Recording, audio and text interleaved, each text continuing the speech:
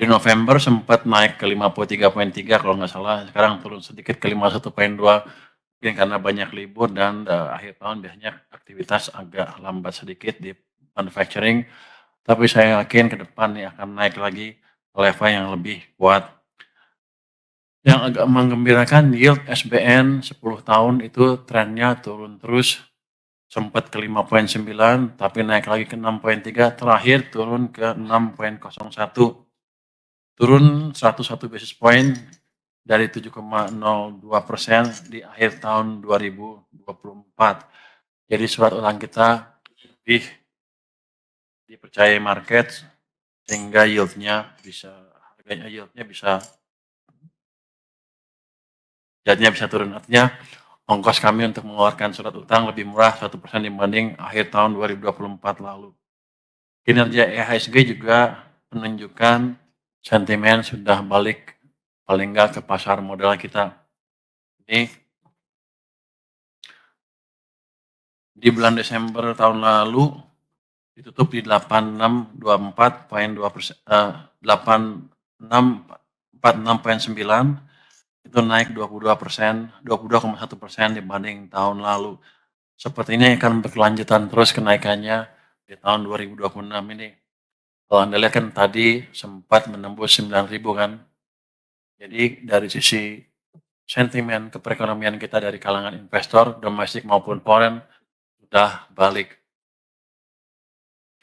Itu pasti karena mereka melihat juga, walaupun belum penuh, impact dari program pembangunan yang disebutkan selama ini, mereka melihat bahwa kita bekerja serius dan dampaknya ke perekonomian sudah mulai kelihatan, sehingga di akhir semester triwulan tahun lalu, ekonomi sudah berbalik arah. Next. Di sisi dunia, ini kita masuk quarter on quarter. Q1, quarter by quarter ya, Q1, Q2, Q3, kita lihat perkembangan seperti apa. Di Q1, tarif agresif AS memicu proteksionisme dan fragmentasi. Itu kita lihat sempat menimbulkan kepanikan sedikit. Di bulan Maret, IKK sempat turun ke level yang cukup signifikan turunnya. Terus untuk itu, pemerintah sudah melakukan bayaran kebijakan strategis untuk pertumbuhan dan stabilitas ekonomi. Contohnya, targeted taxation, ada penyesuaian tarif PPN 12% hanya terbatas untuk barang mewah. Tadinya kan untuk semua, jadi ada adjustment ke bawah dari total tarif PPN-nya secara rata-rata ya. Kami juga sudah menunjukkan paket stimulus ekonomi, ini untuk menjaga daya beli rumah tangga, mendukung UMKM, sektor padat karya, perumahan dan otomotif, antara lain juga diskon tarif listrik. Kalau nggaknya beda. Stimulus totalnya mencapai 33,3 triliun rupiah. Di sini nggak ada. Terus ada juga kebijakan pelonggaran moneter di mana BI memangkas suku bunga 25 basis point ke 5,75%. Terus disiplin fiskal, Impres nomor 1 2025 terkait efisiensi APBN. Kemudian kita juga melakukan strategic investment dengan meluncurkan BPI Danantara. Program prioritas yang dinamis menuntut fleksibilitas fiskal dan tata kelola yang kredibel. Kita menjalankan makanan bergizi gratis sejak 6 Januari, cek kesehatan gratis. Oh beda ya? Kenapa punya saya beda sama itu? Beda. Ya udah kita yang itu juga tuh. Ada Sovereign Wealth Fund dan antara sejak 24 Februari, ada subsidi pupuk, stok beras Bulog ditingkatkan mencapai 2,3 juta ton, sektor pertanian dikasih semacam subsidi sebesar 10,5%. Di triwulan kedua, next, ada perang dagang yang dimulai dengan Trump melakukan perang dagang yang cukup agresif. Respon kita adalah pakai stimulus diberikan untuk mendorong daya beli dan mobilitas serta sektor padat karya. Tarif resiprokal AS berdampak pada sektor manufaktur padat karya.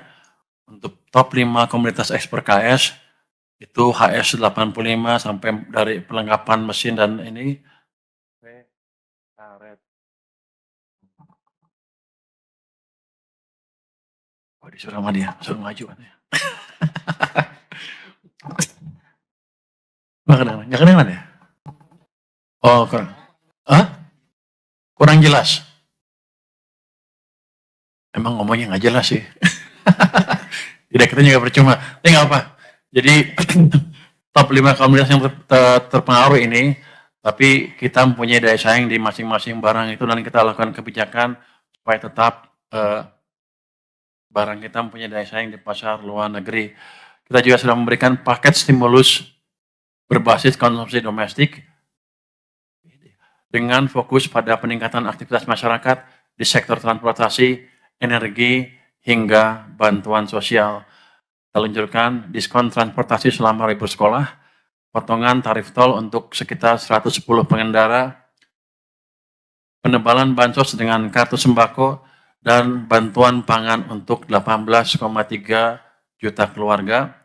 Kemudian kita juga memberikan bantuan subsidi upah bagi pekerja dengan gaji di bawah 3,5 juta rupiah atau UMP.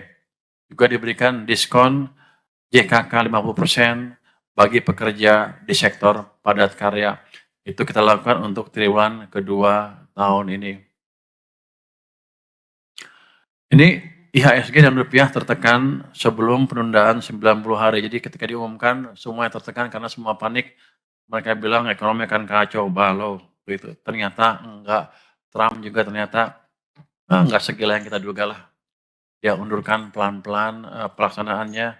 Jadi itu kelihatannya merupakan strategi Trump untuk menekan negara-negara untuk melakukan negosiasi perdagangan dan lain-lain yang lebih menguntungkan mereka. Kalau saya pikir sih lebih bagus begitu, negosiasi seperti itu. Oh, nggak boleh. Dibandingkan dengan kasus Venezuela. Di triwulan ketiga, tekanan terhadap nilai tukar dan demo besar. Respon pemerintah cukup cepat, yaitu melakukan terobosan kebijakan dan proaktif diplomasi perdagangan. Next slide, slide 6. Ini unjuk rasa pada Agustus September menekan pasar keuangan terutama rupiah. Bahkan sebagian khawatirkan apakah kita akan bisa berlangsung terus pemerintahannya. Tapi dengan kebijakan yang pas, kita bisa membalikkan itu semua. Kita memindahkan kas pemerintah 200 triliun ke perbankan untuk meningkatkan produktivitas dana, juga mendorong ekonomi secara langsung. Akibatnya di bulan September laju pertumbuhan uang itu naik dari hampir 0 ke 13,2%.